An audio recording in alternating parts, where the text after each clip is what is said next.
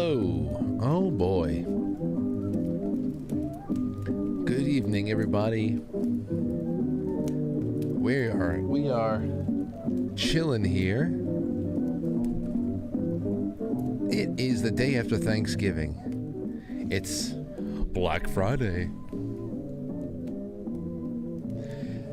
So tonight I have a little lighthearted treat for us. We'll do a couple of headlines right now. Nothing too heavy because I've got a lot of stuff to do on Monday and Tuesday and Wednesday and Thursday and all that stuff. We're going to be talking about a lot of Twitter updates. I mean, by Monday or Tuesday, we're all going to be living in a much different world on the internet, as we will see just how blanketed this blanket amnesty is going to be granted on Twitter. Friday night we talked about, Friday night. Wednesday felt like Friday, so I wouldn't be surprised if I say that a few times tonight. Wednesday night we spoke about the latest Elon Musk Twitter poll about general amnesty toward everybody who hadn't committed some kind of a crime or something like that, or was engaged in egregious spamming. But that's concluded, and it's been decided there's going to be amnesty. So there are many thousands of people who are waiting with bated breath, a big pregnant pause from now until next week to see who's getting their accounts reinstated. I mean, a lot of our friends are going to get reinstated. Tracy, I was talking with Tracy this morning on the morning show. I didn't know. I completely forgot because it's 2 years ago now. She had nearly 1 million followers on Twitter by the time that she got kicked off, and she certainly didn't do anything wrong. A lot of our friends, we're talking about hundreds of thousands of and millions of collective followers, and it's going to be interesting. It's going to be a really big shakeup, and we have a lot to talk about because there's still some good with the bad. There's still some question marks out there, and I want to jump into that. But on Monday night, we are going to. I want to do a little bit more of this Balenciaga stuff and revisit Wayfair and a little bit of the other gate. Don't have to do too much of the other gate story, but that one does set the stage for really what we're looking at here. When we pretty much discovered the Rosetta Stone of a hidden language for private and public comms, and that's what we're doing right now when we take a look at Balenciaga hiding all of this crazy imagery and child porn related court cases and all that stuff inside of their fashion photography. That'll be Monday night. That'll be a one hell of a night. And John Paul Rice is going to be on with me for that too. John Paul Rice, a producer, director, Hollywood whistleblower, and this is the first time he'll be on the show. We've been in contact a long time, but this is the first time we're actually going to have him on a show, do a little interview, and then just talk bigger picture stuff, culture, and where we go from here. Because obviously Hollywood is saturated with this stuff, things that he's seen firsthand. So, thank you, ladies and gentlemen. It was a good week. It was a good week so far, and I really enjoyed Thanksgiving. And what made it even really cooler was that we got to spend a little time with some of Skip's family today. They swung by to say hello, and we got to talk, and that was really nice. But yesterday was the turkey was my responsibility yesterday. I think I did a good job. I think Skip would have been happy with it. It was extremely juicy. Perfect. Next year, when I have an air fryer, I will then, aside from, dicing up everything and coordinating the white meat and the dark meat and all that stuff nicely on the platter, I will then collect all of the skin and give it just a little light seasoning, and then 20 minutes into the air fryer to get it nice and crispy, and then garnish the platter of meat in a corner in its own little pile of crispy skin. That's what I'm going to be doing next year. Still tasted great, but I don't like it when it's at all floppy. I don't like floppy skin. Let's tighten that shit up. You know what I mean? So that's what we're going to be doing next year. I've already wrote it down. That's what we're doing. Planning. Learn how to carve the turkey like a mensch. Did a pretty good job, but I want to get a better system down. But we'll be talking that and other things, taking your calls and your super chats, because tonight we have two special guests. My mother and Tony Black are in tonight. It's going to be a lighthearted show. I have a bunch of questions that came in from the audience across all of the socials that I was able to get this out on, and I think we have more than enough to have a nice 45 minutes or so to an hour and just hang out. That's it. This is going to be Tony Black's, I believe, 92nd Christmas. So, because that's what season we're in now. And we're coming up on it quick. For my plugs tonight, again, I just say, please go to the affiliates page on quitefrankly.tv and just start doing your shopping. You know what I was doing while the turkey was getting its oil bath yesterday? I was smoking. I haven't had a cigar in well over a month. And I was smoking the very first Quite Frankly cigar. It was a nice little wrap. I gave Anthony the second one because Blaze sent me two. And that is already on leftyscigars.com. So really wonderful stuff. The Quite Frankly cigars out there. There's the chocolate. There's the survival. I got to tell you, Cyber Monday, Blue Monster is doing a whole bunch of survival and prepping sales. Secret Nature. There's too much. There's too much. Get over there right now. I believe Flip City magazine is even doing their own little Christmas award show or something tonight on Foxhole. So you might be able to see them listed live on the Foxhole site after the show is on. And the weekend roundup will go live on quitefrankly.tv afterwards as well. So there's plenty for you to pick from out there. And away we go. Into the grab bag. What's the first one up?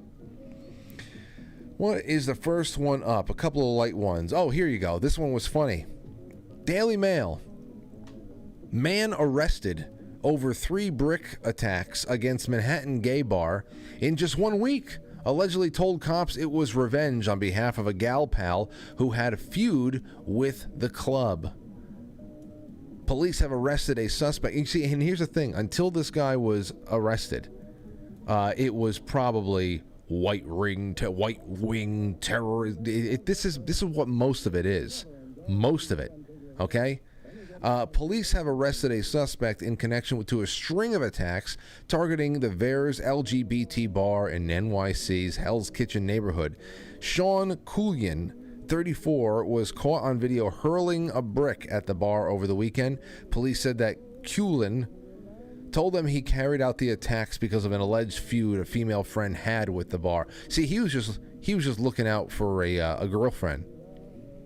Now, here's the best thing about it. I looked at there's the guy getting arrested. But you have got to look at the footage of the hurling. All right, so there's this freeze frame. There he is throwing the brick. But watch this. All right, hold on. Wait a second. Now, let me see if I can make this a little bit bigger. Let's just assume you don't know anything about this story and you're just looking at the you're just looking at what we have going on over here. Here's the security camera footage. There he is. Stop that. He's getting ready to throw. Getting ready. You saw that, right? Let's go back. Walking up, and that's right. Now, some of you in podcast land are probably wondering, no, what? Well, see what? What did he do? It was the gayest throw I have ever seen in my life. If I were the police and I saw this footage, I'd say, okay, all right, yeah, a gay guy was attacking all of the gay bars in New York City this past week. How do you know, Sarge? Did you see that throw? Gayest shit I ever saw in my life. Probably the whole thing solved. The whole thing is solved right there. Oh man! So I thought that was just hilarious. I thought that was hilarious. So he's I guess his Christmas is going to be all messed up, but probably not. Probably already out on bail. They probably apologized to his girlfriend and gave them drink tickets and said, "Oh, we thought that you were straight and right wing. We apologize about this. Thank you so much for throwing the brick. It called our attention to a problem that we had to address, an internal problem. Thank you for the feedback." That's probably what they said afterwards. All right, well, speaking of, kind of on the same page, the Washington Examiner has been reporting monkeypox, ladies and gentlemen. According to the WHO, monkeypox is going to be renamed. Guess what it's going to be renamed? Mpox. Mpox.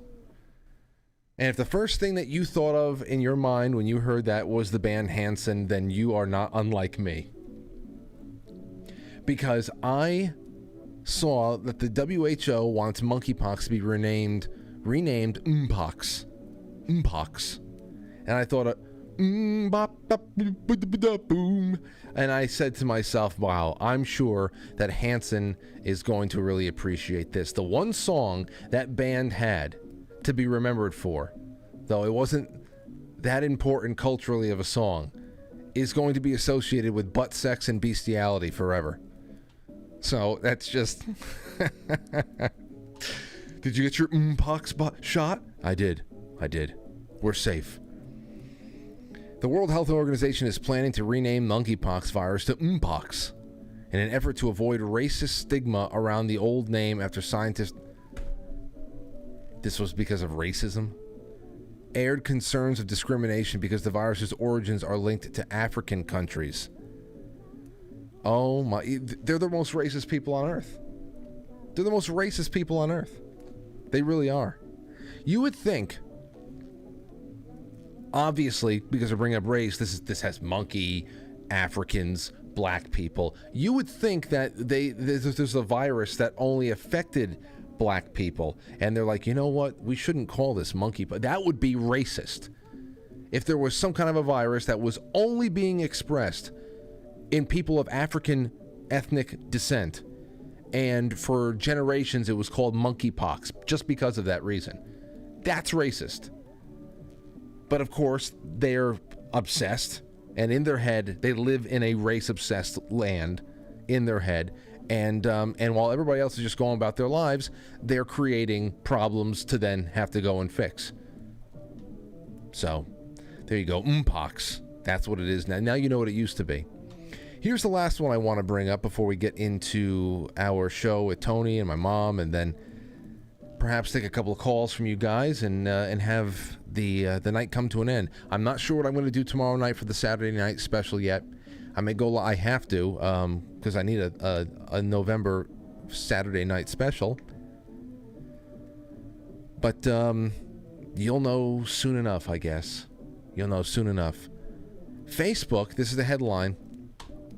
Facebook convinced time travel is real after a picture of a cell phone was spotted in a World War II picture. There are plenty of these types of pictures, first of all.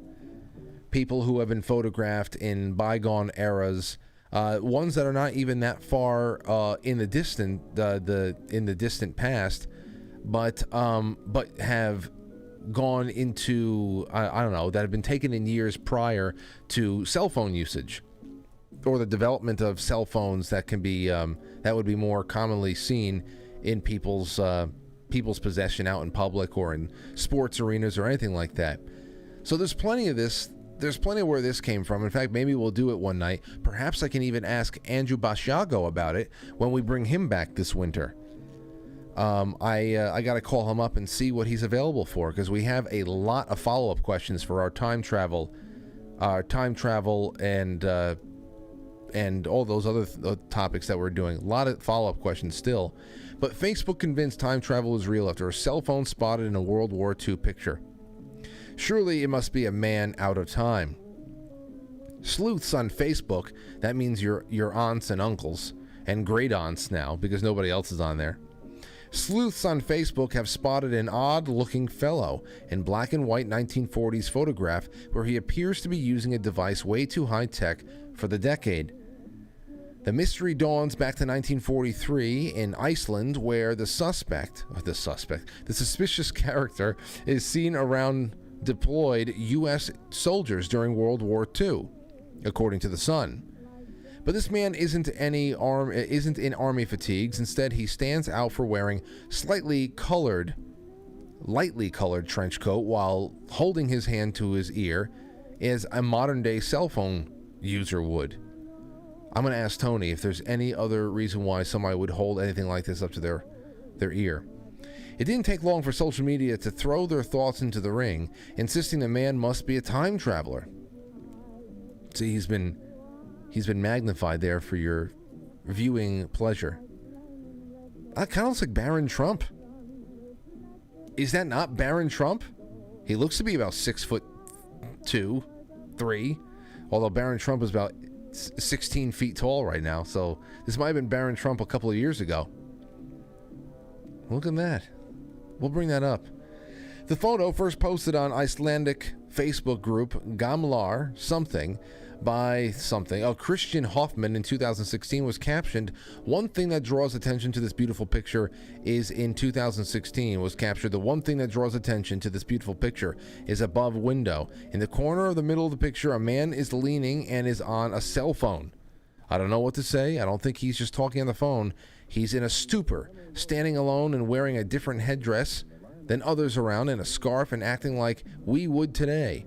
Perhaps he's like, oh my God, it worked. It worked. Here I am. I'm here. It's actually happening." I'm going to bring this up. I'm going to let Tony see it, because maybe he'll know exactly what he was holding. 1943? Tony was a young man. So we'll be able to discuss that and more with him in just a little bit. Only, I think I just saw him walk out the door, probably to go to the bathroom. So if I go on a break now, then we're going to be cutting it close. I only have the length of the break to be able to get my mom and Tony set up in their seats. So I'm going to have to just talk a little bit more to go easy. Here we go. Here's a article from Oddity Central. Think you'll all like. Parents punish child who watches too much TV by making him watch more TV. A Chinese couple recently sparked controversy online after punishing their child for watching too much television by making him stay up all night watching. That's torture. That's what they used to do to prisoners in Iraq. That's what the CIA was doing to people in Iraq. It's a problem most modern parents, myself included, deal with at some point. Kids today love looking at screens, be they big or small, and unless you do something about it, they become little addicts. And it's up to parents to either prevent that from happening or manage screen time to ensure they actually do something else. Anyway, this story is about a couple of parents who decided that more TV was actually the way to go. Before going out, the couple, who hail from China's Hunan province, reportedly asked their 8-year-old son to finish his homework and be in bed by 8:30. But when they returned later that night, they found him on the sofa watching TV even though it was past his bedtime. So what happened? They decided to teach him a lesson. You got to tell me what the lesson is here. That's all? They didn't tell us anything else? Did it work? Read more. Oh, okay. This form of punishment has attracted the parents a fair bit of criticism online, with some calling it a form of abuse. It is. It's actually torture. The video shows the boy repeatedly trying to go to his room to sleep, only to be turned back by his mother and made to watch more TV. At around 2 a.m., he could be seen crying and pleading. This is torture.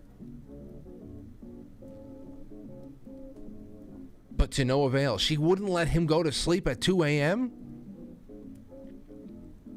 More than once, the boy can be seen falling asleep on the couch, only to be nudged awake by his mother or father to force to watch more television. Oh my God. They said, although the boy may be taught a lesson and will probably avoid TV for a while, many on social media wondered if it was worth it. Then again, tough parenting, known as tiger parenting in China, has been in the news a few times over the years, and many parents swear by it. Jeez. Jeez. You wonder what's going on in those Uyghur and those Uyghur camps. That's child's play. This is how they get children to moderate their television time. What the hell do you think they're doing with actual political dissidents in China? Man. All right. Well, we'll be right back with our guests of honor tonight. I think it's the third or fourth year that we did Tony Black Friday, and I'm really grateful for it all. So don't go anywhere, ladies and gents. We're just getting started.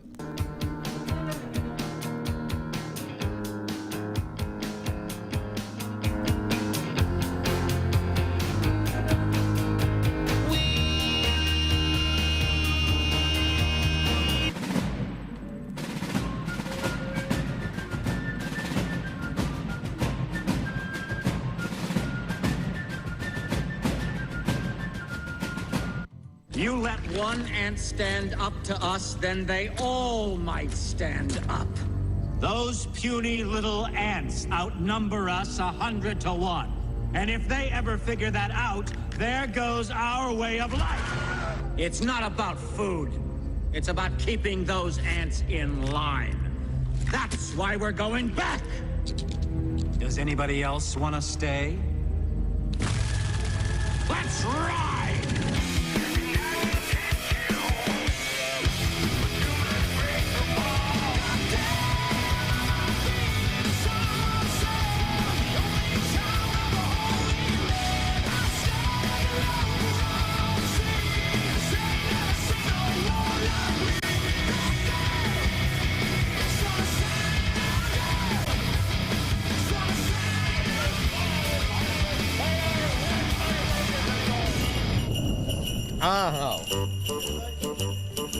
We're almost there, Tony. Hey, chingity jing.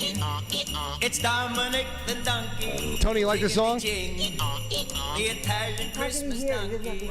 You like this song, Tone?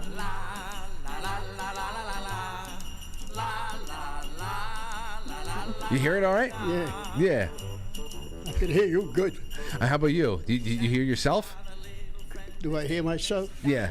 Oh, Do I hear myself? Yeah, you sound great. Okay. Okay. So, okay, well, we're here, everybody. It's Tony Black Friday, like the third or the fourth time we've done this. I don't know what it is. And Tony's here. How you doing, Tone? I'm doing fine, Frankie. Good. My mom is here. What's going on, Mom? Good, peace. How are you? Peace. Everybody's having a good time already. Boy, oh boy. Tony, what's your favorite Christmas song? White Christmas. White Christmas? Yeah, I enjoyed Oh, it. that's sad. Big Crosby. That'll always be the number one selling single of all time. That's right. Never going to be touched because nobody's buying physical records anymore. So now we're all just talking about these stupid digital download numbers. That doesn't count. You have to go out and buy a record. Well, White Christmas is a song it'll be out for a long, long time, way after we're gone. You're right. It's been there already, you know? Yeah, absolutely. What is that your favorite Christmas movie? Well, it was nice, yes. It was good. Is there other movies? Did you ever watch? I mean, you were already an older guy when all of those animated films started coming out, so that was probably just more for the kids. But what is there any other Christmas films that you look forward to this time of year, or holiday films? No, not really. Jingle Bells, that's an old one, you know. Is that a film? No, I'm talking about... Did you see any of the Christmas movies in the movie theater? Because we see them on TV. I don't. You see White Christmas in the movie theater? White Christmas, that was a movie. Yeah, but did you see it in the theater when it came out? I probably did. I think you did. I think you took a date. I mean, I'm old enough. So I think you took a date there. Ma, you got to talk into the microphone. Shh. You don't have to say that.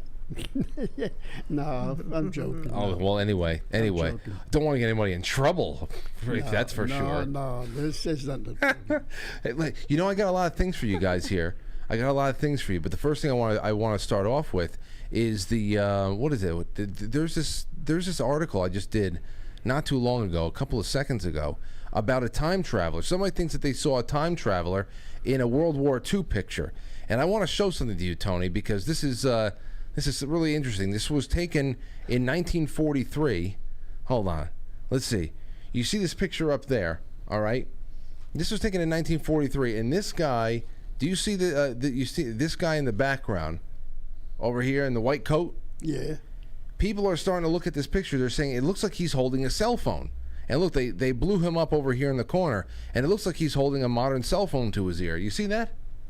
Is it possible? I'm just saying. It could only be possible if he's from the future. So since you were around in 1943, is there anything he could be holding to his head that would make sense of this? Because people think that he's actually a time traveler. Well, I don't remember anything being like that when I was, 13 years old at the time. In 1943? Sure. So I don't remember anything like that. So this is probably the real deal. He's probably a time traveler. I don't remember anything like that, Frankie.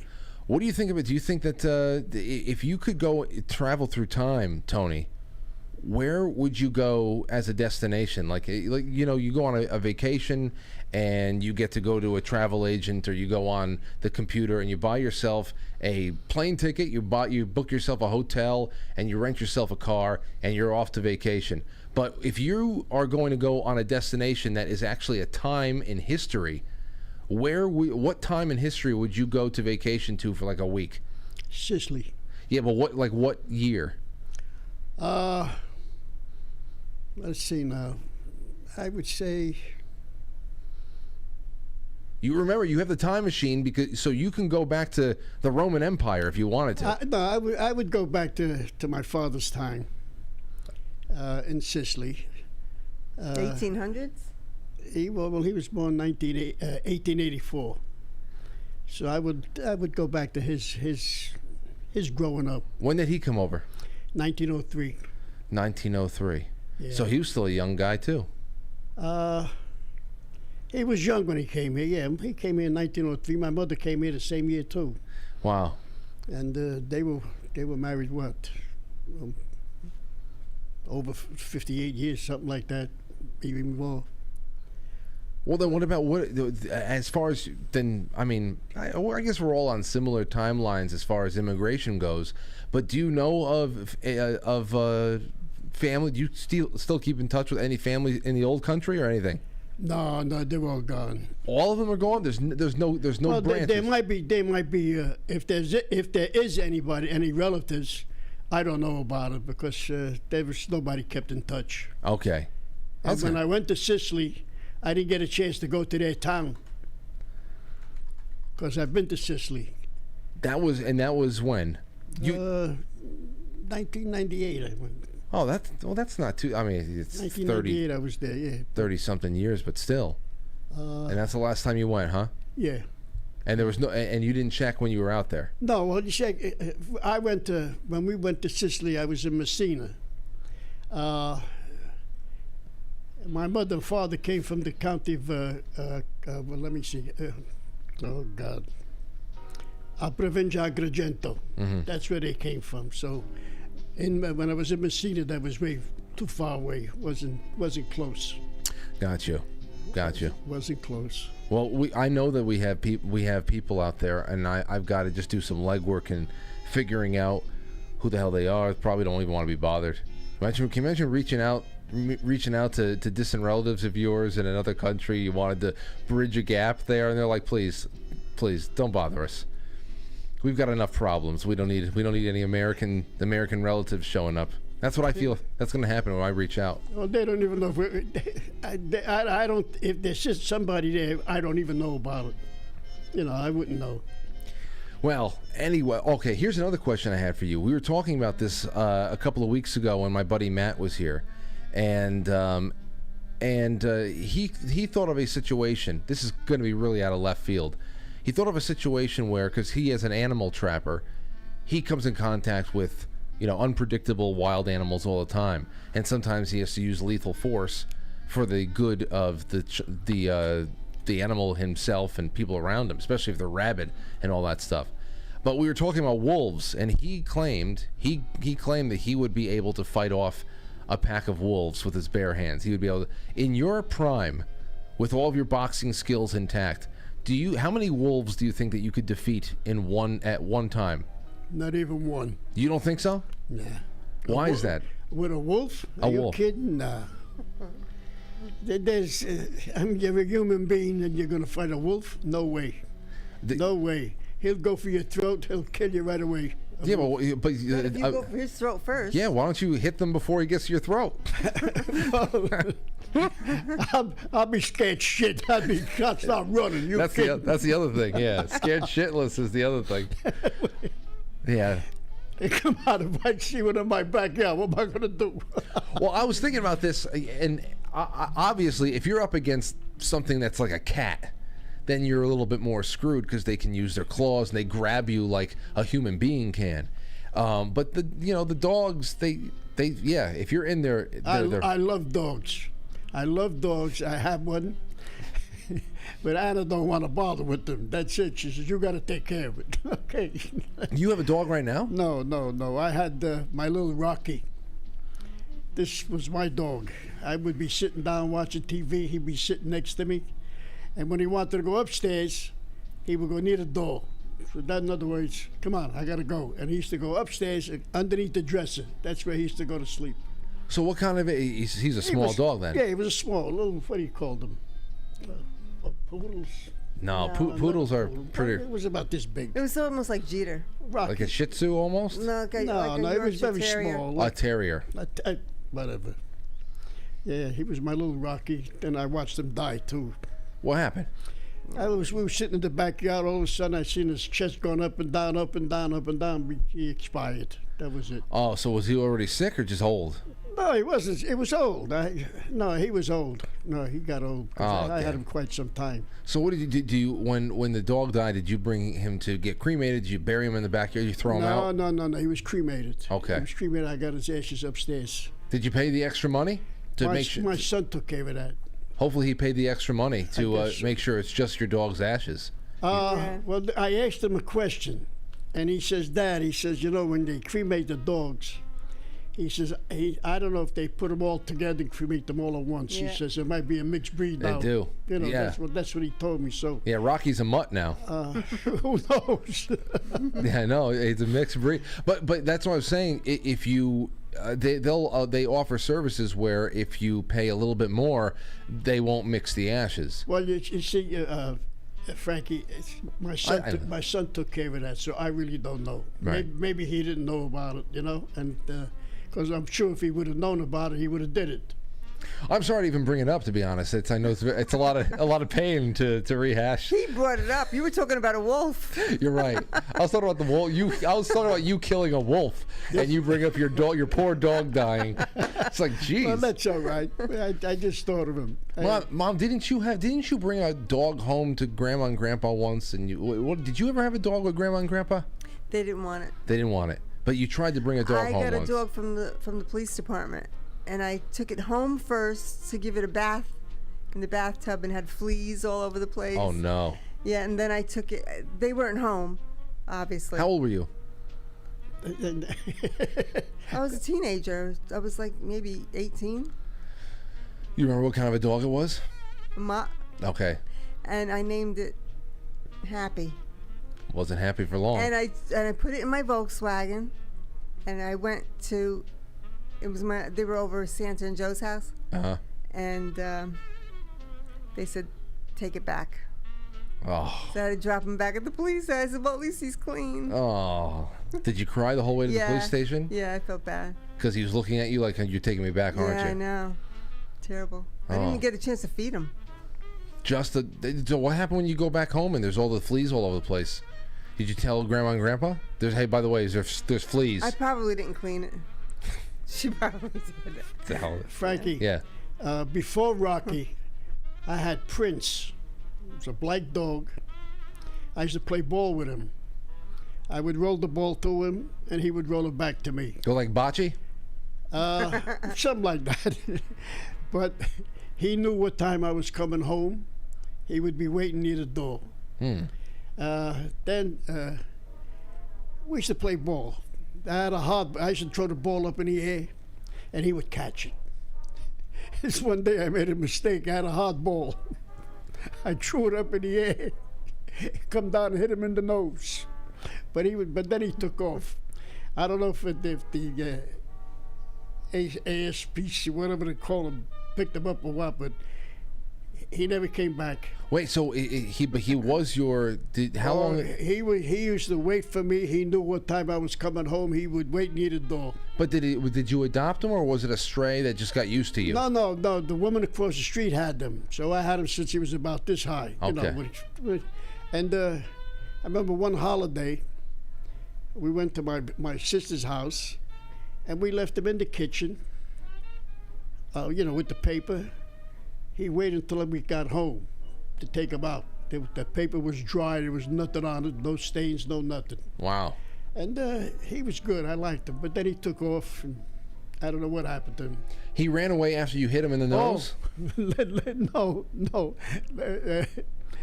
One night he disappeared. And we're going crazy looking for him. Prince. Cold at night. No Prince. Then my neighbor went near the high school, and he was stuck like with an iron fence with the wire, and he got a gash on his leg. So we got him, brought him to the vet. He had to stay overnight, and we got a bill for $200. They gave him stitches. We took the dog home. My wife Anna says to me, next time this happens, he dies. Wow. That was it. Well, is it because just the trouble, or is it expensive? No, in other words, she was getting, in other words, if I got to pay this much, he dies the next time. I'm telling you, and that was how many years ago? Oh, quite some time. Because I mean, you probably have you've at least talked to Anthony. You've heard him talk about what goes into just the vet bills for the cat or anything else. If you got a pet that you care about, and they're not knocking on death's door, but they have just even a couple of health issues that need maintenance, or you have to look out for them. I'm sure that whatever you were paying back then is like 10 times as expensive now. Probably is, yeah. But he was good. I liked him. No, I used to play ball with him. I enjoyed it. So it's Prince and Rocky. That's right, yeah. And those are the only two dogs. Did you have any pets when you and the family were still in Harlem? No. Oh. No. Well, I haven't had I guess I've got Lauren's cat, Lila, but I haven't had a dog in a long time, and they scare me because they're so awesome and they live so short. Mm-hmm. That's what scares me about the whole thing. Is just, it's bad enough you live long enough, you start saying goodbye to things and people you love, and then you're just gonna go out of your way to create more of them with the dogs, because it hurts. It hurts too, I'll tell you. Yes, it does. I mean, you get used to them. You get like little Rocky. I used to give him his bath, then I used to get the dryer. Then he used to run upstairs and go underneath the dresser. That's where he used to go. So, well, that's good. That everybody says, yeah, it sucks saying goodbye to them, but the good times you have in the meantime, that's you can't trade that in for anything either. No. Then like Rocky, I was watching when he passed away. His heart was going up and down. Then that's just expired. Sorry to hear about that. Well, these things happen. What are you going to do? It happens to people. Okay, too. happy stories. We were watching videos last night when most of the family went home. I started taking out all the videos of past years' family videos that I went and I turned from the VHS tapes into the digital files, so we were able to just throw them up onto the screen real quick. And we're going from year to year. It was really an amazing viewing experience. But every once in a while, one of our old dogs would come into frame. My father would start heaving and quivering. He just wants to cry every time that Rosie would pop up or something. So yeah, seeing dogs even in the in pictures and video afterwards is like seeing old family members you haven't seen in a while. So I know how sensitive it is. I have a lot of questions here though from people. I think this will be good. You ready for some questions, Tony? Yeah, go ahead. All right. Let's jump into the subscribe star. All right, let's see here. Chris, now we might have done a little bit of this, Tony, but don't worry about having... It's almost Christmas time. Don't worrying about whether or not you're repeating yourself or anything. Just answer the questions, because a lot of people haven't heard these answered before. Chris wants to know Christmas traditions. Now, we did a lot of this in the past. We know about the cooking and how great your family gatherings were, but she asks specifically about types of music or or dancing or anything in particular that your family would enjoy together. Was any kind of music or dancing or? Well, I'm gonna let me give it this straight. I have one brother. The oldest brother was born Christmas Eve. Okay. Nice. The second oldest brother was born New Year's Eve. So Christmas Eve, there was always something in my house. But New Year's Eve, my sisters and their friends, they used to come up for New Year's Eve, and they used to have a good time. My mother, she used to bake. Well, let me put it in Sicilian. They call it isfinge, and she used to make abingalad. Abingalad is the istrufle. I don't know if you know what I'm talking about. No, I've never had it. They're like little balls with honey, and little, what do you call that? They're little dots, candy dots. And she used to make these trays. You've had the honey balls. I have. New Year's Eve in my house, there was a big birthday cake for my brother Angelo, and my sisters, they used to have their friends up, and they always had a good time. And that was like New Year's Eve. Christmas Eve was different, but that's the way it was in my house. There was always something going, either Christmas Eve or New Year's. Well, then let me ask you this. Another person, Dragon Lady, asked the question. I thought it was really interesting. I'd like to hear the answer to this one.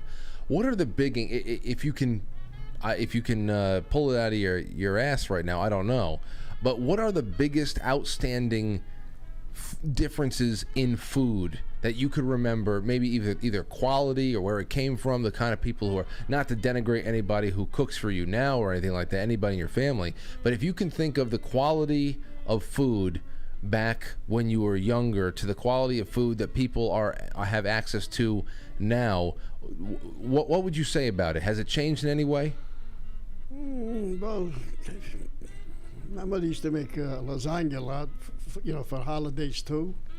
But based on what would your when she would make lasagna, she would make that from scratch though. From scratch, yes. Right. So as far as what's available today, is it a little bit more processed? Do you think it tastes a little bit cheaper just because the ingredients are always cheaper? Or no, my wife makes it too sometimes, but it's the same. If well, you see, different people put different things in it. Right. See, so I can't tell about other people, but I know what my wife does with the lasagna. See, she'll put like arrogant, some chopped meat maybe in there, something, and layers on top. Does she make rice balls? Arancini, the rice balls. No, I don't think she makes them. I don't think so. No, those are good. No, she didn't make that. She make her own sauce though. Oh yeah, no. Well, she's a pretty good cook because her mother was very good. Her mother was a very good cook, and whatever she learned from the mother. Well, hey, there's a lot of food questions here. People like that. People love to hear this. What's your favorite meals, favorite recipe? Forget about recipes. If you can go through all the years, especially in a holiday settings where you're going to get special stuff that is not cooked as frequently as other stuff, what was a particular meal that you were always excited to see get rolled out during the holidays? And Mom, this one's for you too. Think about it. Well, it's like I says, the main thing like for the holidays would be, I would say, lasagna. That's it? That's as far as the macaroni is concerned. She would make the lasagna for the holidays. What about fish? That was on Christmas Eve. Did you go all 7? No. My father used to go for it, but that I never went for it. No, it was never a very, very big thing for me either. Yeah. Mom, what about you? Is there anything around the holidays that you look forward to more than even if it's just a dessert? Something that you knew that was going to be rolled out that you haven't seen in a while. Well, I haven't seen or tasted anything like stuffed calamari like Grandma made it. I haven't even had it since. Yeah. I wish I paid attention. I wish I was interested. I wasn't interested in calamari back then. I remember them being brought out, but never interested. I was interested in eating it, but I wasn't interested to say, how did you do this? And I can kick myself for that because that was it. The one thing I do remember of hers that I miss is her cheesecake. Yeah. She made a really good cheesecake. Tony, she put she lined it with lady fingers. Yeah. And there was something just very, I don't know. It wasn't like straight up ricotta. It wasn't like that. It was like a creamier New York style cheesecake, and it was thick, rich, but it wasn't ricotta or anything like that. But I like that. My wife makes a pretty good cheesecake. Yeah. Oh yeah, very good. Just a plain, like almost like a New York style. Does she put strawberries? What? No, I don't know what she's doing, but when she makes it, it's pretty good, very good. That's it. I like. She's pretty good with that. Okay. What else? Oh, and by the way, ladies and gentlemen, we're going to start taking calls too in just a little bit. 914-595-6953. You call in. Here's another question from your neighbor. Some people, I've gotten in touch.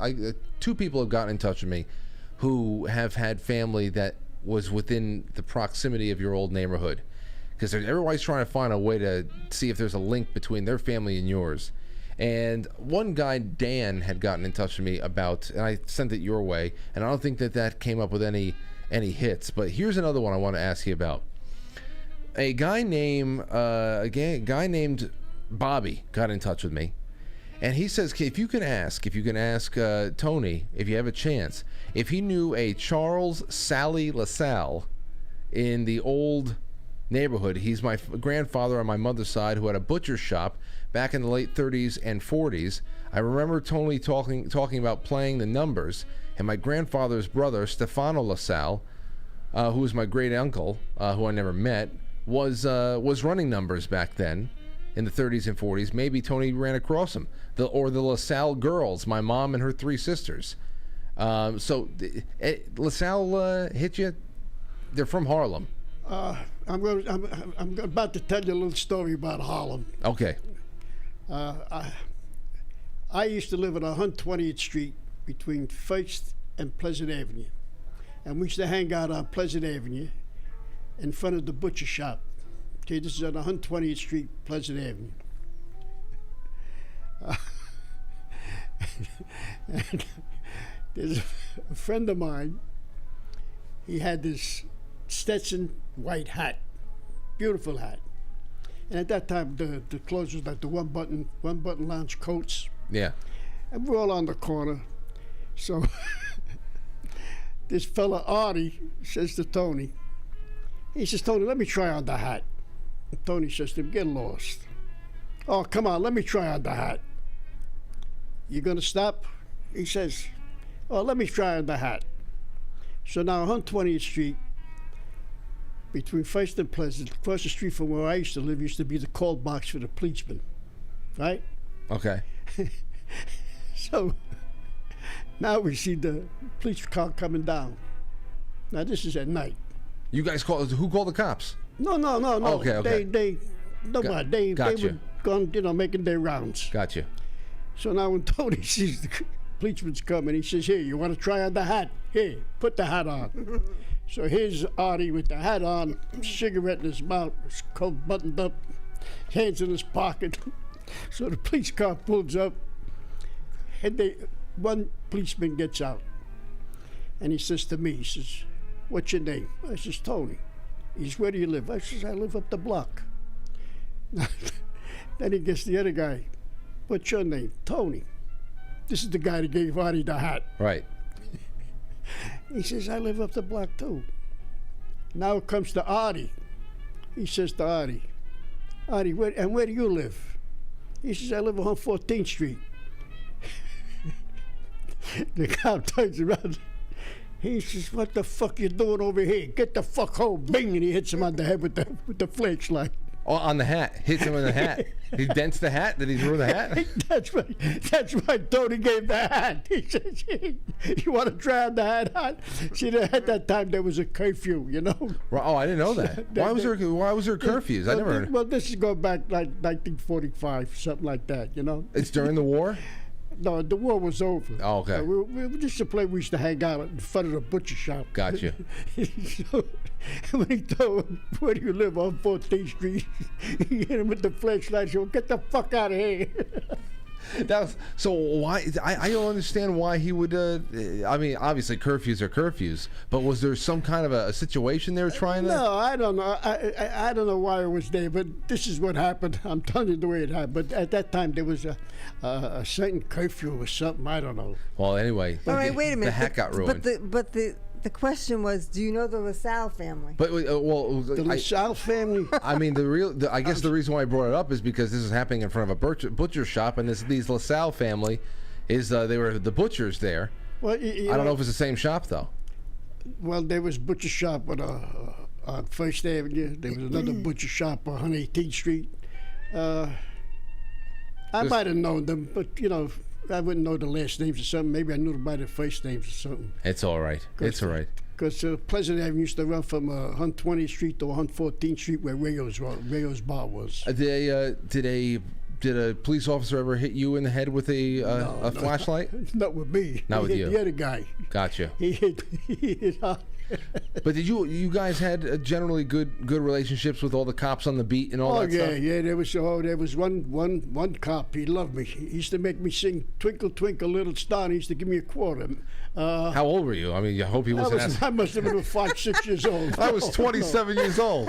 I'm still singing for him. Listen, the cop. He was a beautiful cop. He was a friend of the family. His name was Mickey Doyle. Mickey Doyle. Mickey Doyle, an Irish cop.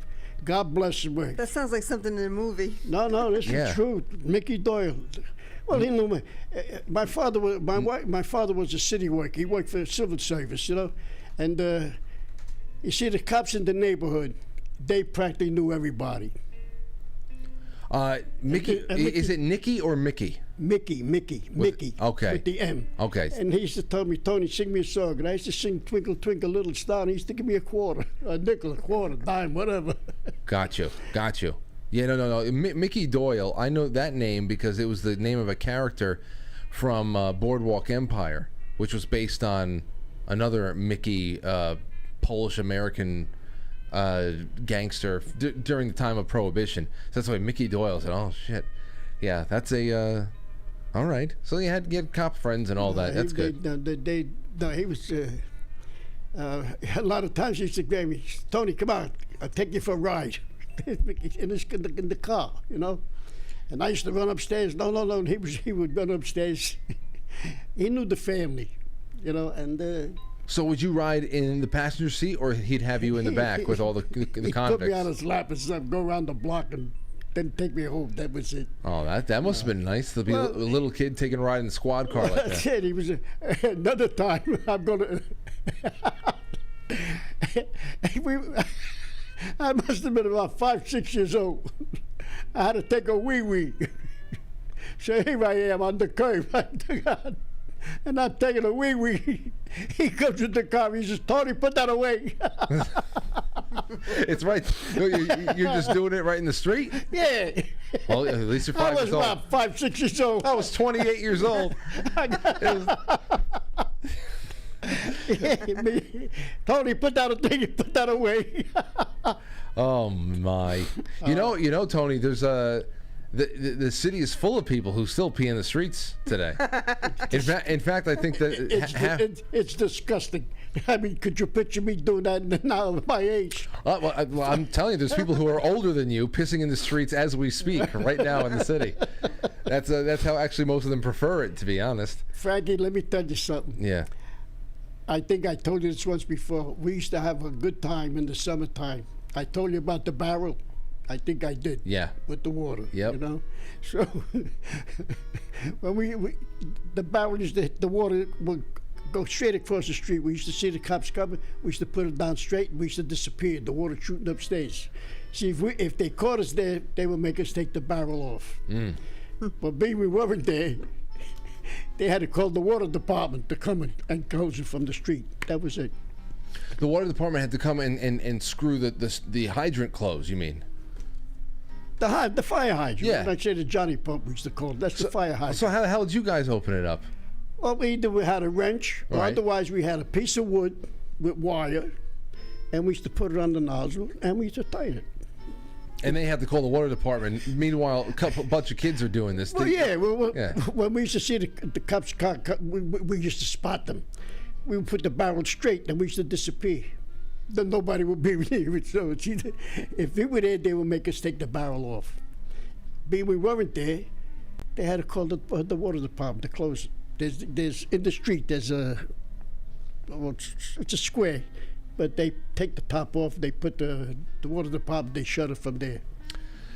Did your children ever want to know these stories a lot? For they ask stories about especially They're when sick and tired of hearing them. I tell these stories to them all the time. What about this? Blame 'em. Here's a question. Here's a question I got from somebody that I think would be a good one to put in here.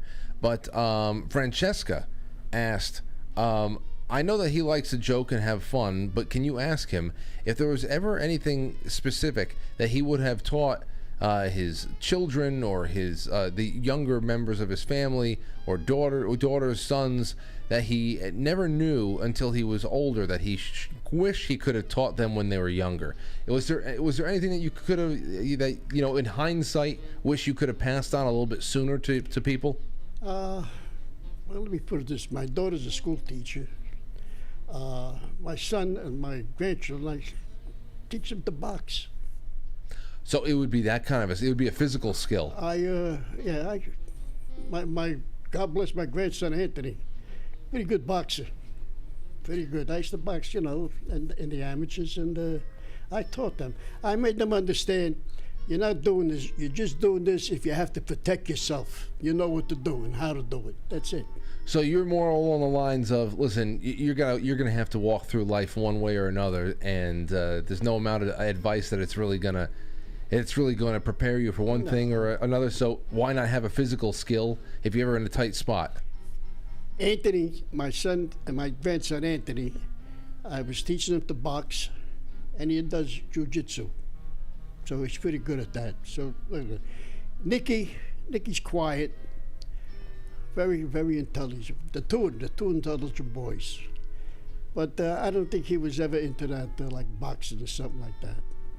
He's in college right now. Well, as long as he learns how to handle a firearm, he's fine. But God bless them. They're two good kids. Absolutely. Okay, so going back to holidays a little bit, people want to know. Now, I know my mom had some Black Friday traditions. You did some waiting in line for stores to open up back in the day, right, Mom? Yeah. When was the last year you think you've ever did that, and how many years did you do that? Not many, and a long time ago. See, I look at the stuff now. Did you ever see like vicious No. encounters? No. That's the other thing I don't. I feel like the whole Black Friday, day after Thanksgiving, real opening up of Christmas shopping season thing. It didn't start turning really, really toxic until the last 15 years, 10, 15 years, because I don't know. People would talk about how if there's a big hot store, like all those Power Ranger things, or the Tickle Me Elmo, everybody would know what the hot toy of the year was, and of course people would do whatever the hell they could to get a hold of it, especially since there was no internet. You had to go physically grab it. But I was there for a Power Ranger delivery, and I waited for them to undo the boxes. Wow. Yeah. We love those. You know, one of the Power Rangers just died. Yeah. Killed Anthony himself. told me. Yeah. Killed himself, huh? Yeah, he killed himself. Wow. Tony, I hate to bring up such a dark subject, but a lot of people, you ever have your neighborhood very tight knit? I can't imagine a lot of people did things like killing themselves, commit suicide back then. No, I don't remember anything like that. That's something else. That's something else, because you guys were a generation that saw your fair share of trauma in the world. Many of you, maybe people who are just a little bit older than you, lived through 2 world wars. Then you had so much other, civil strife, things like that. But I felt like people are able to get through tough times a little bit better because we seem to be a little bit more. Well, everybody was in the same at that time. Let me put it this way: it was during the Depression. There was a lot of heartaches. They all thought my family was rich because my father had a civil service job. So it was tough for some people. But that's what I'm talking about, Tone. The depressions, you had economic problems, you had a lot of death around the war. I mean, World War II killed 56 million people that we can account for. And then a lot of more troubles came. I mean, in America, things got better after World War II, but still, you lived through some pretty trying times for humanity, but people seem to keep their wits about them. You think that was mainly because families were tighter? Oh, I think so, yeah. Family were tighter, They cared for one another, and they helped out one another. My father, when I think of my father, he was a very generous man. And there's a lot of times when, even his own nieces, maybe the husband was a cab driver, things weren't going right for him. My father used to get food, send the food up there. My father used to do that. He was that type of man. And they appreciated it, but things changed then after. Yeah, it does. That's what we're looking at now. A lot of change. But I'm happy we're doing this. I really am. Frankie. Yeah. I'm going to sing you a little ditty. This is for my friend Bobby. Okay, so you got a song you want to sing for Bobby? I want to sing about Theda Barry. Who? Theda Barry. All right. Can I sing it? Oh, absolutely you can. We already have one of your songs recorded, Well, that's Lulu Had a Baby. Yeah, Lulu. Yeah. Well, this is Dee. Okay. Wait a while. Sing it nice and slow and don't laugh. That's right. Whatever you do, don't ruin it with laughter. Theda Barry had a dog, a dirty dog was he. She loaned him to her lady friend to keep her company. And all night long, this dirty dog around the house he'd roam. He'd stick his nose between her clothes and try to smell her. Come away, you dirty dog, you make my poor heart beat. There's only one man in this world can come between my thank you for the plate of beans. I had them for my supper. I pity the man who has a wife and don't know how to clap your hands above your knees. It's not good exercise. Theda Barry had a dog with naughty, naughty eyes. Oh my God! You brought us to the edge a couple of times there. Oh my God! Good, Tom. That was good, Tom. That was even. Shit. That one's better than the Lulu one. Oh man! That brings you right to the edge of several disasters, and then pulls you right back. Good job, Tom. And you held it together. Good for you. Good for you. Good for you. I like that. Oh my gosh. Let me know. Let me know how much hate mail I get. Yeah. No, people are gonna love it. I'm sure. People are For crying. you, Bob. No, yeah, everybody's liking it. That was. I hope Bobby's listening. A plate of beans. I'm looking at the chat room right now. People are loving it. That's a classic. Thank you. They're all thanking you. People needed this, Tony. On Thanksgiving, it's not a one-size-fits-all affair for people. People have good times. People have times of reflection. Sometimes they're really lonely. They're thinking about times that they had a lot more family around. It's a complex thing. That's why I love doing shows like this, because we have our own little side events. All of us. It's nice. It's a nice thing. Mom was what the hell were we talking about yesterday? Oh, I forget. It's coming and going at this point. I'm so tired. At least the baby slept. At least the baby slept. Yeah, She's falling asleep before he came here. She slept at the baby slept until 9:30 in the morning today. That baby's beautiful. She is. She's little Aurora. She's beautiful. She stayed awake until 7:30, about 7:40 p.m., which is very late for her. But we said, okay, it's Thanksgiving. Her cousins will be by, and let's just let her do her thing until everybody goes home, and let's see what she can do. Well, we put her in bed. She didn't even whimper. She just rolled over, dropped her down. She wanted us to sing her a song and to give her kisses. We put her down. She rolled over, and she barely moved for 13, 14 hours. Okay? Of course, I had to wake up and do a morning broadcast this morning, or else I'd be able to sleep until 9 too. That would have been terrific. But you know what was the most confusing thing? I was woken up by my alarm. I set my alarm just as a backstop in any weird case that I actually am able to sleep until it's set. But, you know, I set my alarm for 10 to 8 on most days, and she wakes up at 6:45 and wakes us all up. So there's no, I'm usually playing with her for about an hour, and then my alarm goes off. I said, "Oh, wake up, Frank. I've already been up for an hour." But today, all of a sudden, me and Lauren were both woken up, and she's dead silent in there, and she still had a ways to go. It was good. Something else. Yeah. Anyway, I don't know. Any wishes? Any wishes? I'm doing a little bit of a shorter show tonight, so I wanted to get into wishes that people have. We're gonna take a really quick intermission. Come back. You guys stay where you are. We'll take 1 or 2 calls, and then we'll be done. I'll let you guys go, and I'll finish up a couple other things. So keep in your mind, ladies and gentlemen, wishes you have for the last bit of the year, what you want to bring into the new year, what you want to leave behind, and that's what we'll do on the second half of this. Don't go anywhere. We'll be right back with Tony Black and my mom. Bye-bye.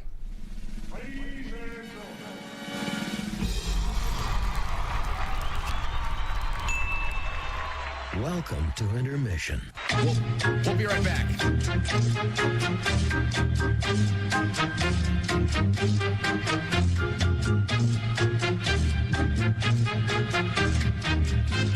Yeah, intermission.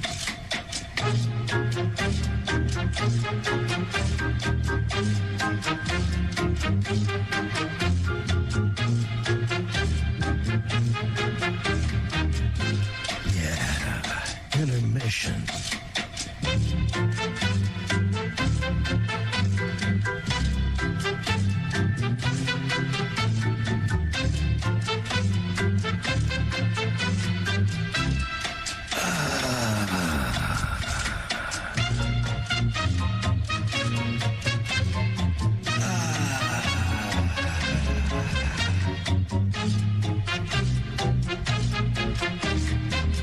Now entering, quite frankly. Quite frankly. Quite frankly. Quite frankly. Quite frankly. Quite frankly. Quite frankly. Quite frankly. Quite frankly. Quite frankly.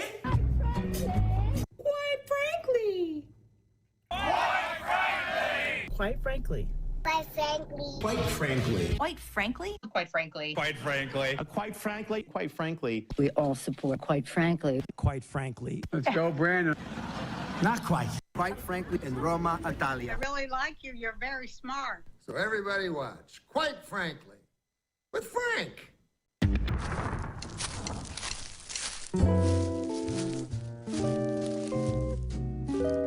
Let us journey now to Summerfield, nestling like a pearl in the golden setting of the autumn countryside. All right. Here we are. We are in autumn. We still have just a little bit under a month left of autumn, and then comes winter. But, well, what do we do now? I want to take some call. I'm going to leave the line open, 914-595-6953. We've got Tony here, we got my mom here, and it's a Black Friday. So, anything, Tony, you want to tell people that to give some people advice on what kind of mindset to bring into a new year? What's your mindset now that, I mean, these are wonderful years of yours right here. You're in your 90s now. Does it make you pause and reflect a little bit more on how great it all is? It went fast. I can imagine. It went fast. I could think back. Even like when I was boxing the amateurs, I say to myself, how fast it went. I got no regrets. It was a good life. It went fast, but I enjoyed it. Came from a good family. We were a family that stuck together. And I'm the only one left. They're waiting for me. And I hear they are. We were 7 brothers and 3 sisters. So is that a comfort? Is that a comfort for you, as you just go through life? You just think about all the good stuff that's happened. Where you're now, the good stuff. There was a lot of good stuff. My father, he was a man. He wasn't that strict or anything like that, but we knew when to stop. Like if we were kidding around or something like that. He knew just when to stop. But he was a good man, very generous man. And during the Depression, there was his nieces, a couple of them, they had pretty hard times, but he made sure he would bring them food. And he was a good man, very good man. And now, so obviously right now you're trying to cement that as a way that you're remembered too then. Well, Frankie, I had a very good mother, a good father. Don't forget, there was a lot of children, right? And they took care of us. Do you think, when you have as many brothers and sisters and cousins as you do, especially some of those who can be far older than you, do you ever... There's nobody around anymore. I understand that, but when they are around and when you're growing up around that, is it almost as if you have different layers of parents? I mean, or are there some people, some of your siblings that felt more like brothers and sisters, and other siblings that felt more like parents themselves to you because they were so much older? Do you have different connections with different members of your family like that? No, there was. No, we were close. My relatives. My uncle used to have he owned a building. The building I was born in, 433. And he had that building there, and there was mostly all relatives in the building. And we were close. We were close, Frankie. Did you have favorites though? Favorites? Yeah. Not that you disliked any of your family, but there are certain people that you would go to first. Well, there was my godmother, and they came from one family. They were 3 sisters over there, but my godmother was good to me. They had a grocery store on 60th Street. No, they were all good, Frankie. All my relatives, they were pretty good. That we know that were living in New York. Right. Because I have my father. My father, when he came for this country, he went to Scranton, Old Forge, Pennsylvania, and he was a coal miner. And when he got married, he took my mother to Pennsylvania. And Mama says, "No, we're not going to stay here. We're going back to New York." And he came back to New York, and everything was fine. But, and is that when the family started, when they had their first child, or they had some of you kids in Pennsylvania? There was 2 children. There was 1 brother and sister. I never knew. They died around World War I. And that was the first sister, Rose. And my mother used to say, when they lived on 45th Street, it was between First Avenue and the East River. And the soldiers would be in the block because they used to get on the ship they were going over. Mm-hmm. And my sister Rose, that died that year, she used to be in the fire escape, and she would sing. The soldiers would sing. They would look up and they would say, "Rosie, sing, Rosie, sing." And she used to sing, "Johnny, get your gun. Johnny, get your gun, get your gun." My mother used to tell us to say. But she died young. And I had another brother, Benny, the first brother. He passed away too around the same time. They lost 2 children. I never knew. I mean, it was before my time, way before my time. That's another thing that 1917, 1918.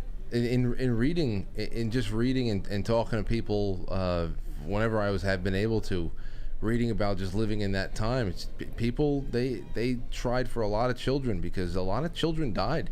Not a lot of children, a lot of people. I mean, mortality rates. They were just. The sister Rose, from what I understand, she died of diphtheria, and they had to put the sign on the door. My mother used to say it. And Benny, the first Benny, he died of kidney trouble, something like that. Wow. But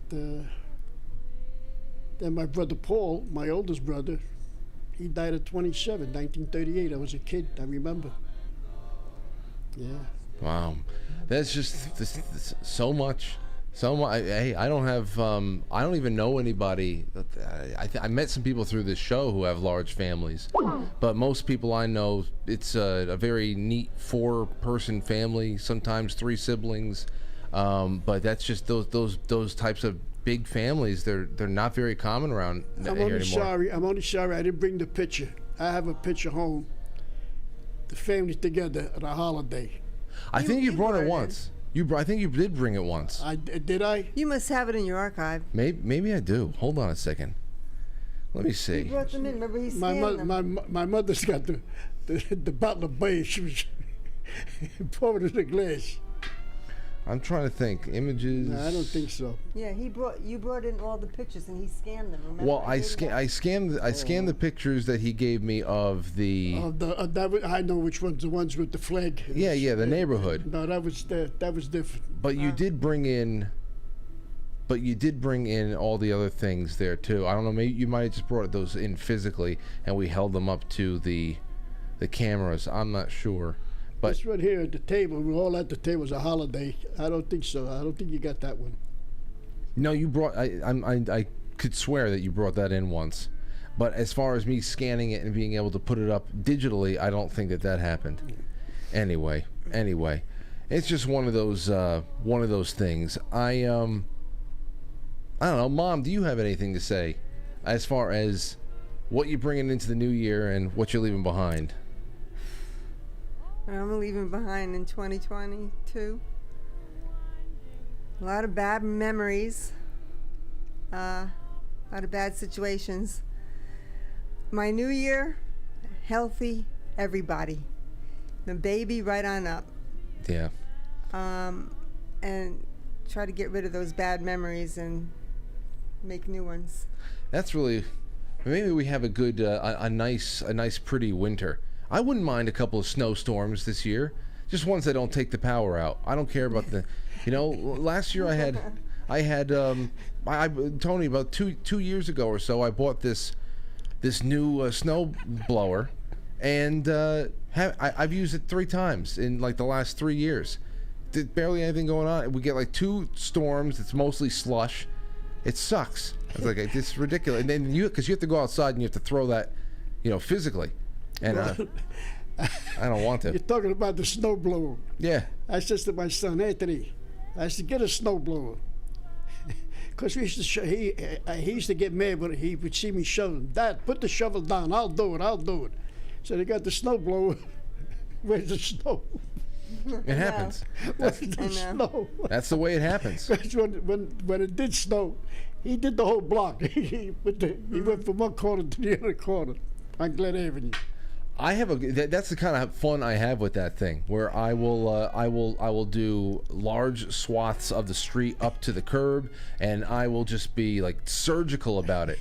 But I feel like we get like 1 decent storm a year when it comes to that. I'd like at least 2 or 3. A couple of snow days, that'd be nice. Yeah. Well, Anthony used to get, Dad, put the shovel down. He used to tell me. He says, I'll do it. Then finally, I says, go get a snowblower. That's what he did. Well, you don't do any snow removal anymore, right? You shouldn't be. No, I don't even go near it. Good. No. To hell with it. He gets a snowblower. Hey, I got to get that sand from Reed Beach. Oh, yeah. I gotta get that sand. I left that in that car today. Oh, God. Wait, where are you guys getting sand from? From the beach at So you just go and take it? Yeah. Frankie, I had to get rid of my car. Oh, I heard it. Your car just exploded.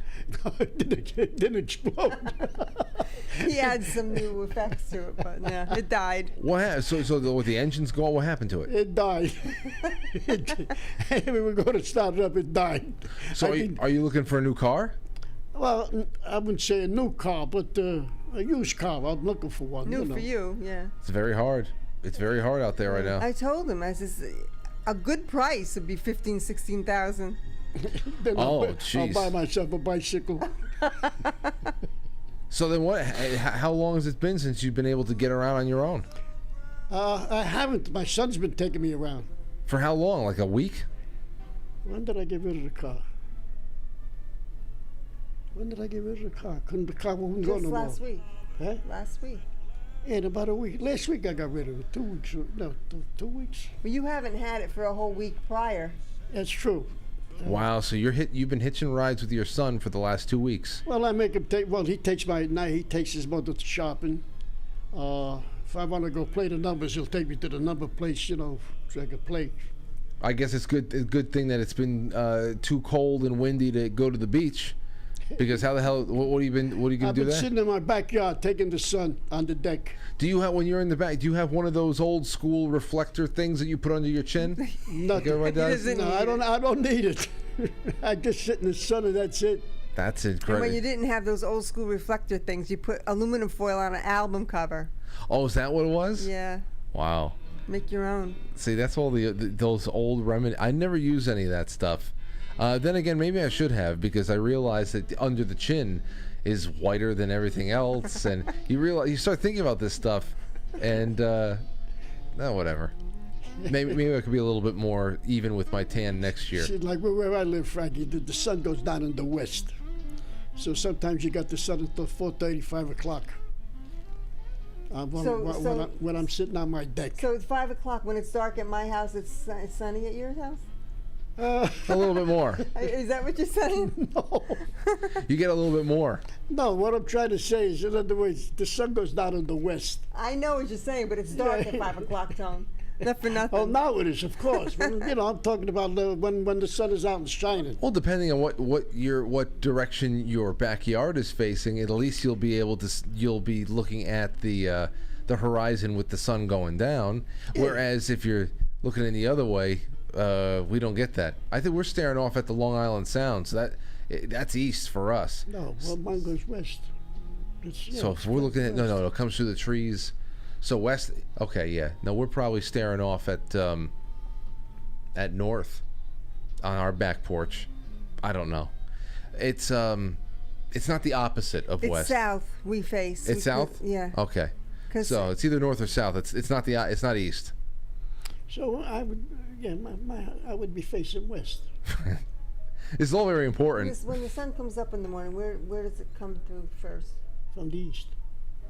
No. No. Let me put it this way: when the sun's coming up in the morning, is your room dark or is it sunny? It's what? Is your Wait. never mind. The easier thing to say is my house is over here. The sun comes up over here. All right. Well, we don't.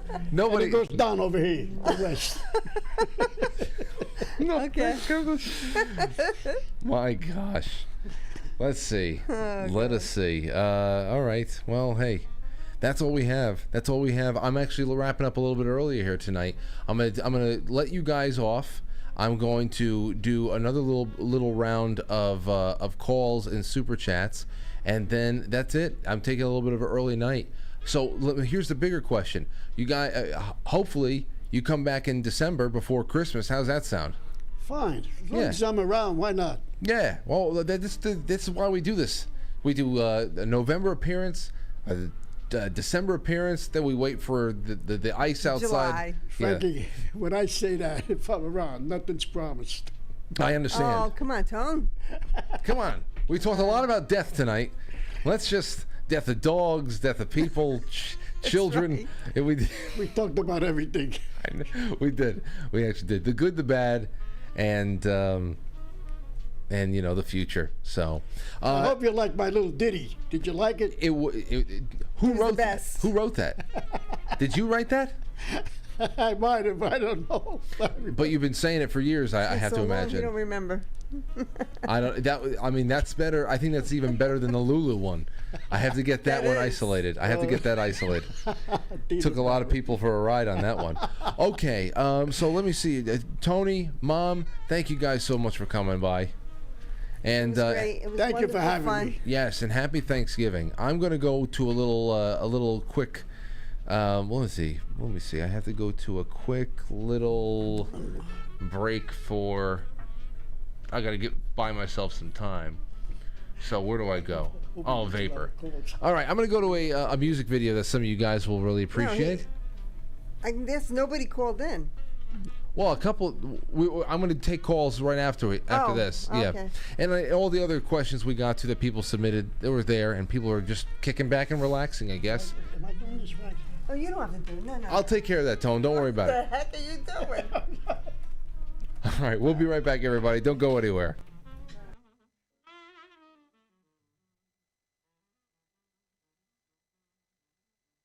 Hey guys, I'm in New York City just hanging out. Who knows who is Leonardo da Vinci? Maddie? Yeah, he wrote the Da Vinci Code. No. Another man wrote that, but it's a hideous, sacrilegious book. Annabella? He was a painter of the Mona Lisa. Very good. He was not only a painter, he did medical drawings, and he designed a tank for the army. Wow. Leonardo was a great Italian, and that was our name originally, Leonardo. But many years ago, when my grandpa came over from Sicily, they changed it at Ellis Island to Leotardo. Why did they do that for? Because they're stupid, that's why. And jealous. They disrespected a proud Italian heritage and named us after a ballet costume. Marissa? That's for modern. In ballet, you wear tutus. It doesn't make a difference. That's right, it doesn't.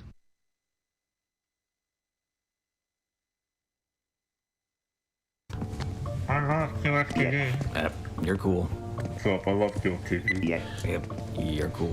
What's QFTV? Did you say what's QFTV? Miss, you're gonna need to go over there and watch QFTV Mondays, Wednesdays, Fridays, right after Quite Frankly. Yeah. Oh, you're definitely cool. Only on QuiteFrankly.tv, powered by Foxhole.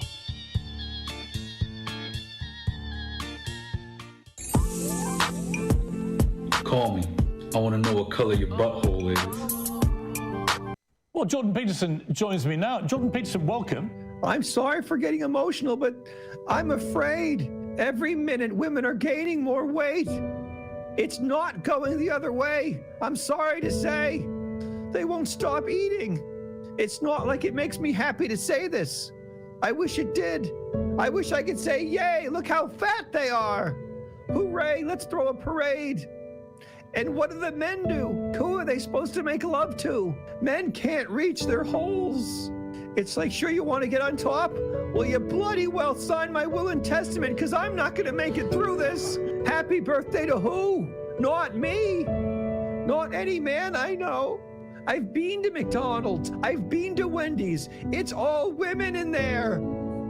It's like, oh God, how about a me too, for she also ate all my fries. No child should go to bed hungry because their mother ate all their food.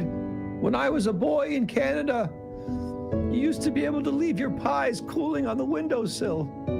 Good luck with that now. Don't blink. There's a fat woman eating your pie. And that's exactly what I wanted this evening. As far as Black Friday goes, I found this. What is this from? Fox 2 St. Louis. So I know that it is a, I don't know, anecdotal report. A little bit more focused on what's going on in Missouri. But here is a report about how there's a lack of Black Friday shoppers waiting in line. And I was going to bring this up. I was going to ask people, have you seen any big lines? Do you know anybody that went and waited out in line for a store? I have not seen any of those compilations that we used to get. Obviously, it's been a long time since we got those compilations, because the last time people were going out fighting for something, some cheap plastic crap from China, it was prior to 2019. So it's been a while. The old compilations you can find of people beating the hell out of each other and just acting like animals. But here, listen to this.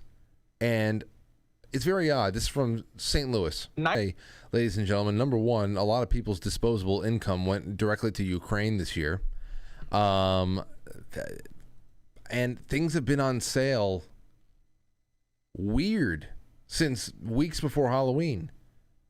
Weeks before Halloween, they were already rolling out Christmas sales. The Thanksgiving stuff, 2 weeks before Halloween, was on clearance already. So it's odd. Stuff like that's been going on, and then let's not forget about general depression and malaise, and I don't know. It's crazy because I could feel this. I can actually feel it. I wasn't out, but and I wasn't even spending a lot of time on the internet today or yesterday, but I just felt like there wasn't that kind of a I don't know, a build up, a tension, an explosion that was just ready to go. Just felt like it wasn't there anymore.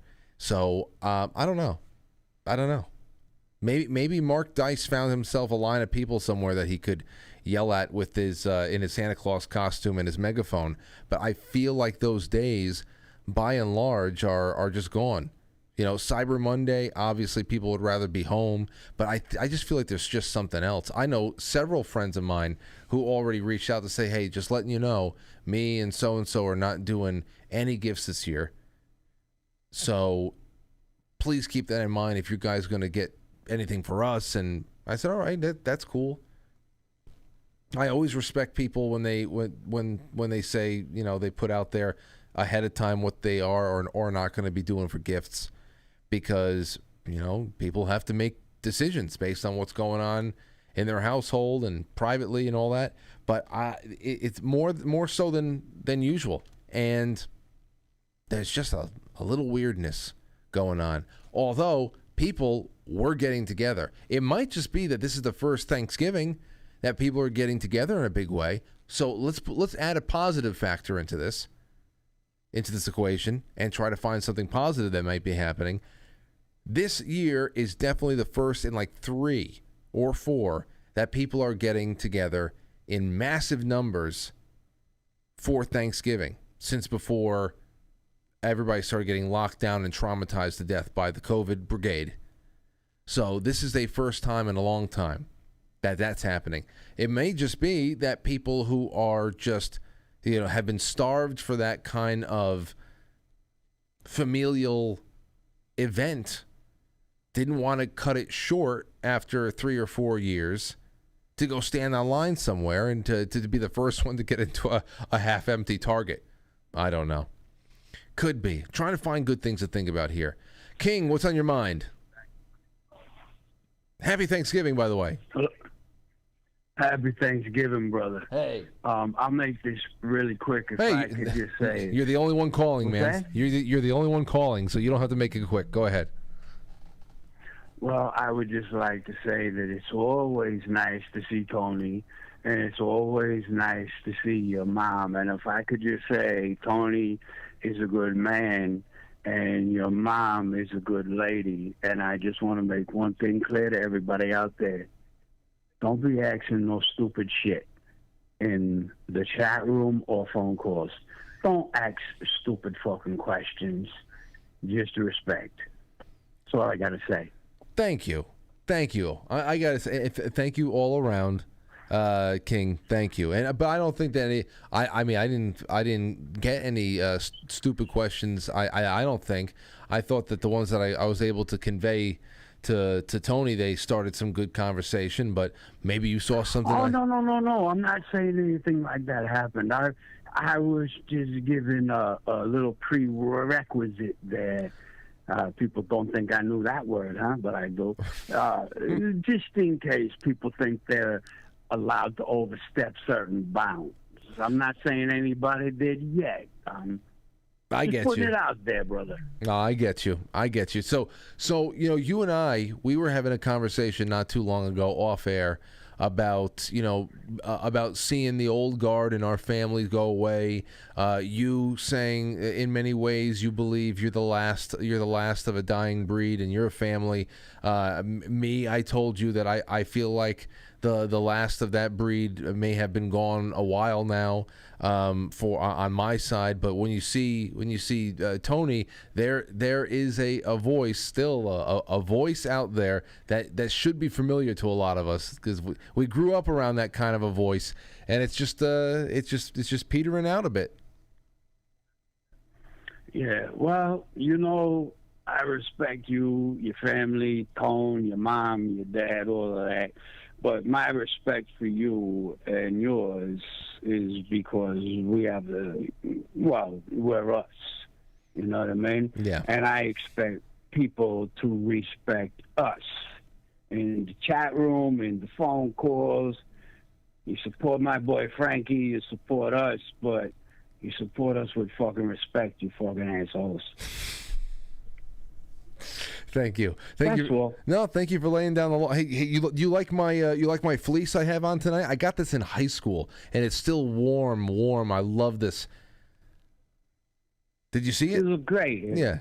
Thanks. Yeah, I see it. I'm looking at you right now. You look great in it. But you look great in anything, Frankie. Get to pop the collar. Get to pop the collar a little bit here. But this is. Yeah, you're a handsome man. Look at you in that. I like it. Thanks, man. Happy Thanksgiving. Send my best to the daughters and your grandchildren and all that. Happy Thanksgiving, brother. I love you always. Love you too. Be well. There you go. There you go. A man who inspires fierce debate. Fierce debate. Well, I mean, it's 8:35. That's all I have for you. You want some Babylon Bee headlines? Since I'm here all alone now. Here's a couple of Babylon Bee headlines because we come back on Monday. It's gonna be a little bit more serious. Here you go. First one up.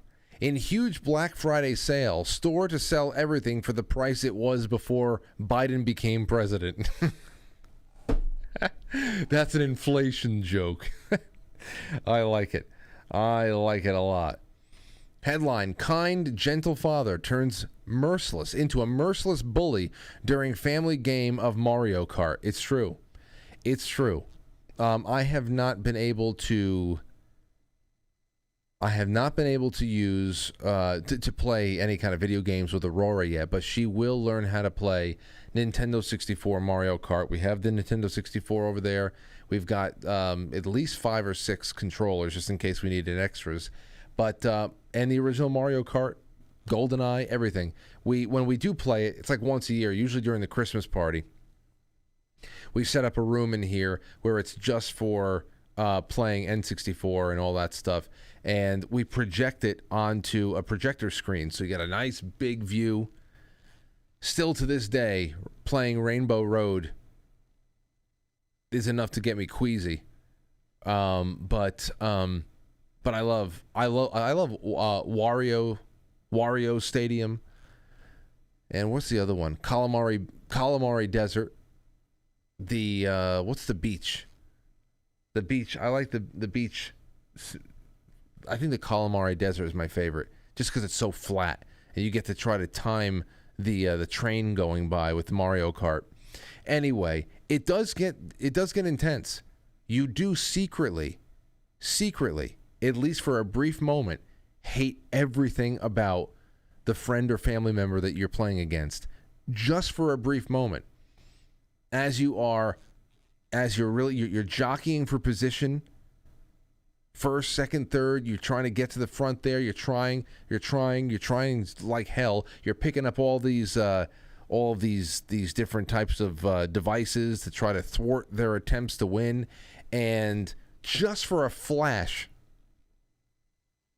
as you're losing, for a flash, and they pump their fists and they get all excited. Just for a flash, you hate everything about them. Every last thing. And then it goes away quick. And then you try again. So, that you have. All right, here's another headline. Karine Jean-Pierre insists it's not her job to answer questions like some sort of press secretary. She's useless. What a useless clown.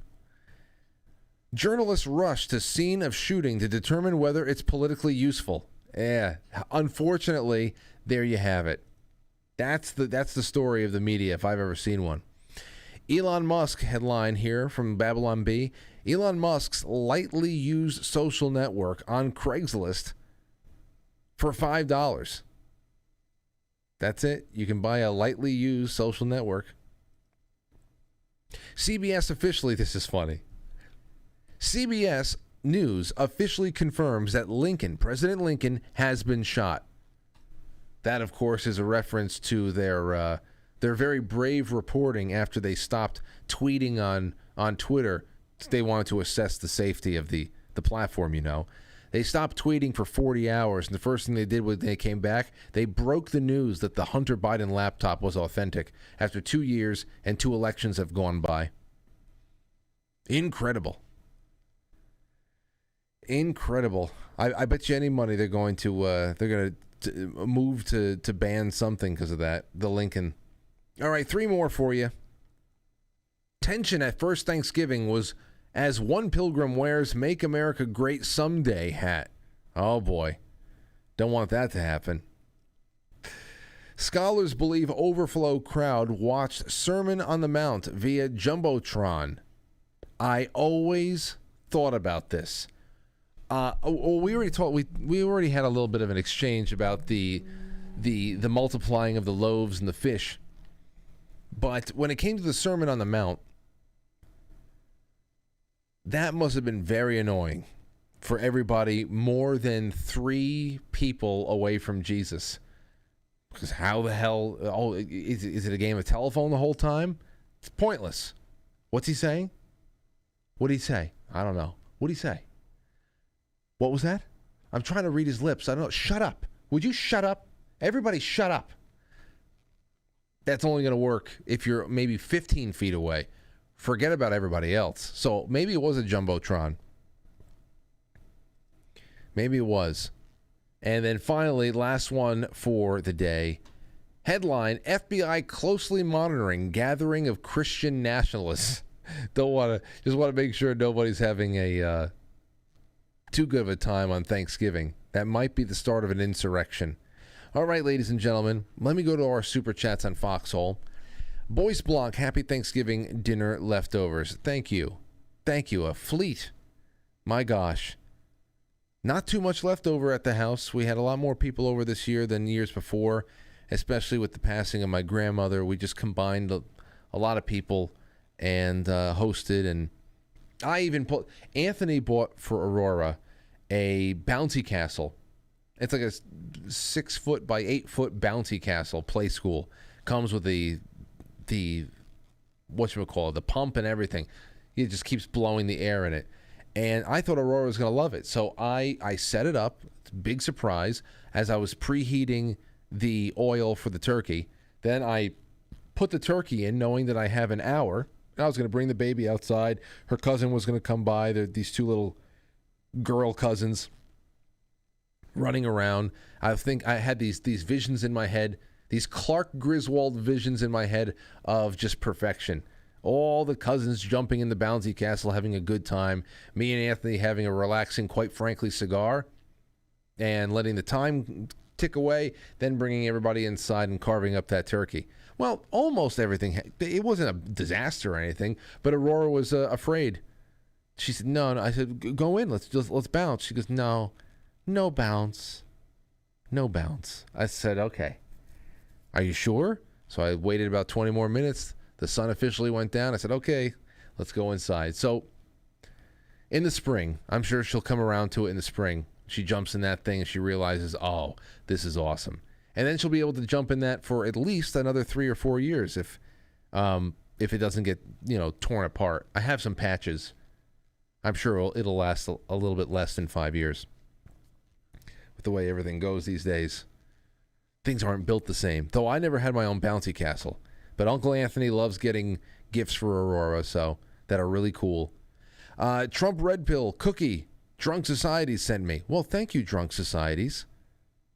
Thank you for sending anybody. Hello, Trump Red Pill. Boyce Block again. Tam Growl. Sean Joe. Falculon says, happy post-Thanksgiving to you and tours, sir. Oh, yours. It's a T, but you and yours sounds a lot like it makes a lot more sense. Anyway, ladies and gentlemen, there's more coming up over the course of the weekend. I hope you enjoy yourself. Quite frankly, Weekend Roundup is coming up. I should have some really good stuff lined up for Sunday night that I'll curate myself. And yeah, you guys have been great. Nice little get-together tonight. I'll see you Monday. We will not be going easy. That's for sure. Nighty-night. Bye-bye. I'll catch you on the flip side.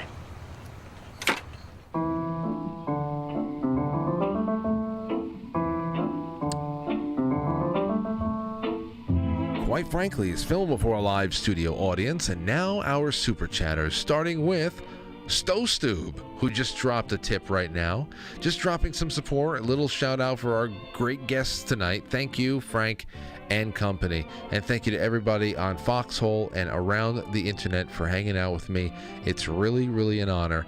And Monday is, it'll be here before you know it, and I'll see you at 7. Good night.